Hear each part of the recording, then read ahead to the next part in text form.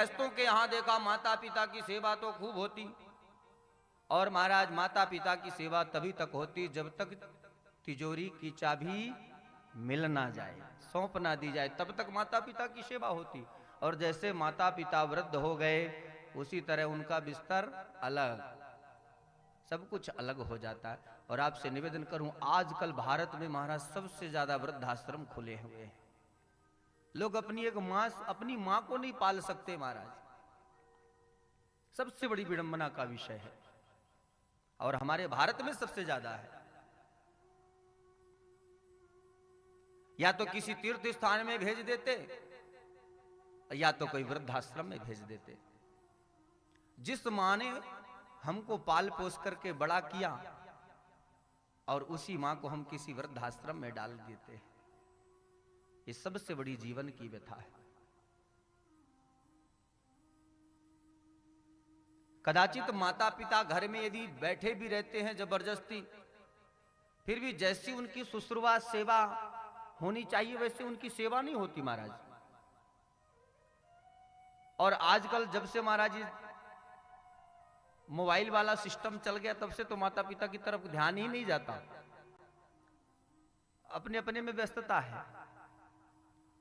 लेकिन जीवन में कभी कभी माता पिता के चरणों की सेवा किया करो, थोड़ा सा समय निकाल के, ज्यादा नहीं 10 मिनट। मोबाइल को साइड में रख दो और रात्रि के समय धीरे धीरे चरण चापा करो, धीरे धीरे चरणों की सेवा। और माँ पिता से पूछा करो कि बाबूजी कोई आवश्यकता है क्या, आप प्रसन्न तो हैं, ठीक चल रहा है,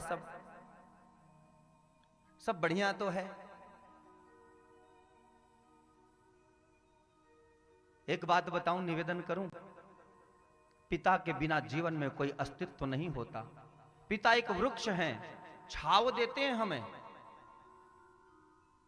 और मां स्वर्ग से भी सुंदर होती है, जिसके बिना कुछ है ही नहीं। ऐसे माता पिता जो उंगली पकड़ करके चलना सिखाते हैं, पालन पोषण करते हैं, और उसी मां पिता को हम कहते हैं मां तुझे खबर नहीं पड़ती। वही बच्चा बड़ा होकर के मां को कहता है मां तुझे पता नहीं चलता। अरे तुझसे ज्यादा खबर पड़ती है मां को। मां भले कम पढ़ी लिखी हो सकती है, लेकिन निवेदन करूं कि जो मां का आशीर्वाद है ना, आशीष सदा सर्वदा रहता है। और मां पिता, और जीवन में आप कहीं भी भ्रमण कर लो, विश्व में कहीं भी चले जाओगे, लेकिन मां से ज्यादा अपनापन आपको कहीं भी देखने को नहीं मिलेगा पूरे विश्व में। आप जब परेशान होते हो ना तो मां चेहरा पढ़ लेती है, चेहरा देख करके बता देती है कि बेटा आज तू बड़ा उदास है, आज कोई ना कोई बात जरूर है।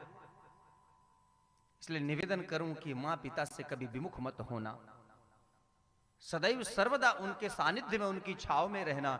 जीवन में आनंद ही आनंद होगा प्यारे। प्रेम से बोलिए जय श्री कृष्ण।